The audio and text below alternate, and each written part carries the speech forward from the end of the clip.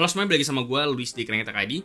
Jadi ngomongin soal mouse gaming, belakangan ini memang gue lagi lebih sering ngebahas mouse gaming dari brand lokal. Sampai-sampai gue melewatkan untuk nge-review beberapa mouse gaming yang di luar sana ternyata cukup bagus. Cuman gue di sini nggak bisa melewatkan untuk ngebahas mouse yang satu ini. Karena ternyata setelah gue coba pertama kali, mouse ini langsung jadi mouse gaming favorit gue di antara semua puluhan koleksi mouse gaming yang gue punya. Dan mouse ini adalah Cooler Master MM720. Nah, yang bikin gue langsung jatuh cinta sama mouse ini itu adalah yang pertama dari segi shape-nya, yang menurut gue sangat jenius banget sampai bikin mouse ini adalah mouse yang paling nyaman dari antara semua koleksi gue tadi. Dan soal shape atau bentuk nanti juga akan gue bahas lebih lanjut lagi nanti kenapa dia bisa senyaman ini. Nah, selain itu mouse ini beratnya juga di 49 gram, yang menjadikan mouse ini juga mouse yang paling ringan dari antara semua koleksi yang gue punya. Nah, sebelum gue mulai ngebahas si Cooler Master MM720 lebih lanjut lagi, nah gue di sini kebetulan punya lebihan satu si Cooler Master MM720 ini yang pengen gue kasih ke kalian, dan untuk cara ikutannya kayak gimana,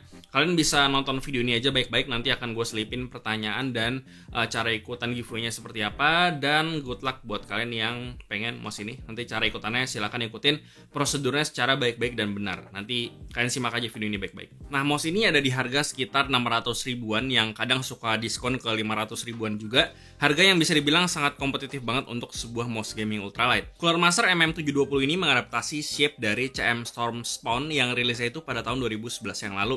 Jadi kalau nggak salah udah sekitar 10 tahunan dari versi yang pertamanya itu rilis. Dan tentu aja karena MM720 ini rilisnya kurang lebih di Oktober 2020 lalu, dan belum lama ini mulai dijual di Indonesia, mouse ini tentu aja udah menggunakan sensor yang lebih superior, dan tentunya udah menggunakan fitur-fitur yang relevan untuk tahun 2021 ini. Dari segi shape, mouse ini bisa dibilang sangat jenius banget, karena ini bisa dibilang adalah pertama kalinya gue nemuin sebuah mouse yang dimana gue bisa langsung ke hook banget atau nyantol banget sama shape atau bentuknya. Jadi pada dasarnya mouse ini punya shape yang ergonomik, tapi ergonomiknya ini nggak kayak mouse ergonomik pada umumnya, yang biasanya itu miring sebelah. Tapi MM720 ini miringnya lebih landai, dan bahkan bagian atasnya itu cenderung flat. Dan kayaknya ini adalah satu-satunya mouse ergonomik yang gue lihat desainnya seceper ini. Karena biasanya mouse ergonomik itu cenderung punya ham yang tinggi di bagian depannya, karena biasanya ditargetkan untuk palm grip. Selain itu di sebelah kanannya itu ada space untuk nempatin jari manis yang ceper juga, dan nggak tinggi kayak Myonix Mouse yang justru bikin begel. Tapi untungnya di mouse ini nggak kayak gitu. Nah, makanya meskipun mouse ini punya shape ergonomik, justru mouse ini jadinya juga bisa dipakai untuk claw dan juga fingertip grip. Untuk rekomendasi hand size-nya di bawah 18 cm bisa dipakai di palm grip, claw dan juga fingertip grip. Lalu untuk 18 cm bisa di palm, claw dan fingertip grip. Sementara untuk di atas 18 cm itu cuma bisa di fingertip aja. Karena secara dimensi si MM720 ini memang termasuk mouse yang ukurannya cukup kecil, makanya untuk 18 cm ke atas kayak 19, 20 dan juga 21 itu cuma bisa di fingertip grip aja. Selain itu karena mouse ini bolong-bolong tapi lubangnya itu tergolong kecil, dan finishingnya sangat halus banget, bahkan cenderung nggak kerasa kayak kita lagi pegang mouse bolong-bolong. Ujung jari kita juga nggak nyentuh sama sekali ke bagian bolong-bolongnya. Lalu pantulan RGB dari mouse ini juga adalah salah satu yang cukup indah untuk mouse bolong-bolong, karena kelihatan rounded dan terdiffuse sangat baik banget dan bikin nggak silau. Untuk warnanya sendiri sebenarnya ada 4 opsi, yaitu matte black, glossy black, matte white, dan juga glossy white, yang bisa kalian pilih aja sesuai dengan preferensi masing-masing. Tapi kayaknya yang tersedia di Indo ini cuman ada versi matte blacknya aja. Buat yang versi matte ini dia bahannya full ABS supaya beratnya bisa ringan, tapi mungkin sisi jeleknya kalau makin sering dipakai lama, itu lama-kelamaan permukaannya bisa jadi shine atau mengkilap, terutama di bagian-bagian yang nyentuh ke jari. Selain itu ada permukaan glossy-nya sedikit di bagian sebelah button kanan dan kiri. Untuk switch dan scroll wheel encoder, di sini Cooler Master menggunakan LK Optical Switch dan LK Optical Encoder. Tentunya untuk meningkatkan durability yang menurut Cooler Master, switch-nya itu bisa bertahan lebih dari 70 juta klik. Kelebihan optical switch ini memang supaya mengurangi debounce delay supaya lebih responsif. Cuman ya berhubung delaynya nggak bisa dirasain lagi, jadi gua anggap fungsi optical switch ini secara praktikal cuman supaya durability dari switch-nya bisa lebih panjang aja. Kalau secara feel sih switch-nya ini tergolong ringan dan tactility-nya juga cukup oke, jadi nggak ada komplain sama sekali. Lalu untuk masalah scroll wheel-nya dia juga cukup kerasa resistance-nya, dan dia nggak kerasa lembek juga. Jadi untuk masalah switch dan juga scroll wheel encoder gue nggak ada komplain sama sekali, dan langsung aja kalian dengerin suaranya kayak gimana.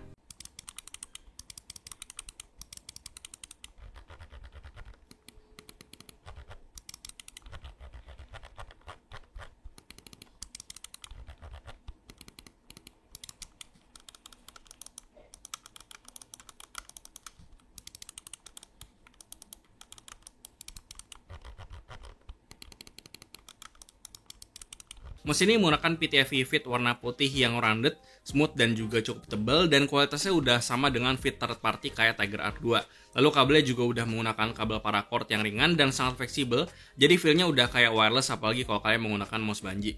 Jadi dari sejak MM710, 711 sampai 720 ini, memang so far belum pernah mengecewakan dari segi mouse fit dan juga kabelnya. Seperti yang gue bilang sebelumnya, kalau mouse ini beratnya cuma 49 gram, bisa dibilang ini levelnya udah sangat ringan banget. Sebagai perbandingan, jika dibandingkan dengan mouse ringan dan kecil lain kayak Vapor Mini itu di 61 gram, model O- di 58 gram, lalu ada MM710 di 54 gram, Evolve HTS itu di 49 gram, dan juga si MM720 juga di 49 gram.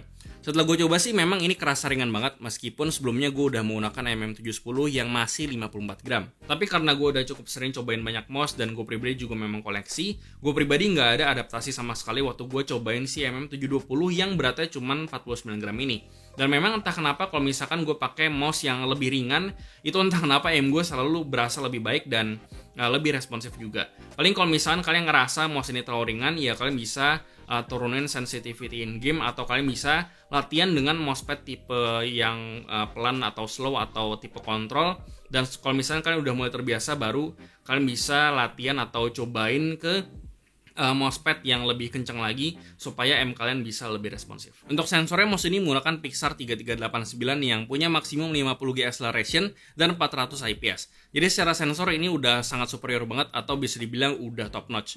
Tracking akurasinya juga udah sangat baik banget, nggak ada smoothing, akselerasinya juga udah nggak ada masalah.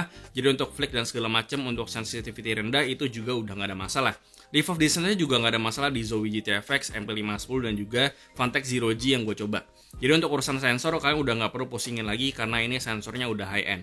Jadi untuk kesimpulannya, nilai jual paling utama pada si Clonemaster MM720 ini terletak pada shape-nya yang bisa bikin gue langsung pertama kali coba, gue langsung suka dan nyaman banget ketika pakai mouse ini. Terutama buat yang hand size dan juga preferensi grip style-nya udah gue rekomendasikan tadi.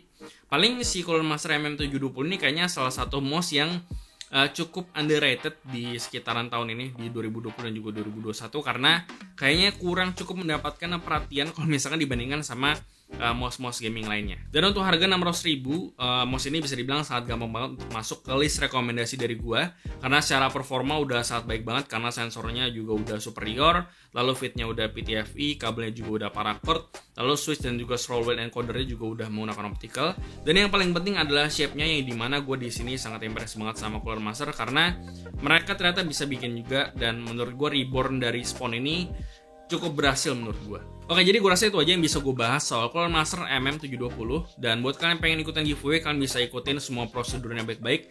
Dan buat kalian yang keskip, kalian bisa nonton video ini secara baik-baik dan seksama, karena ada pertanyaan dan juga prosedurnya seperti apa. Kalian bisa ikutin aja. Dan good luck buat kalian. Dan ya, seperti biasa, kasih tau gimana pendapat kalian di kolom komentar di bawah. Like dan share jika bermanfaat, lalu follow semua sosial media kami di Facebook dan juga Instagram. Lalu join komunitas kami juga di Discord dan juga line open chat, semua linknya ada di deskripsi. Yang terakhir, jangan lupa untuk subscribe. Gue Luis dari Krenget Tech ID. Sampai jumpa di video berikutnya.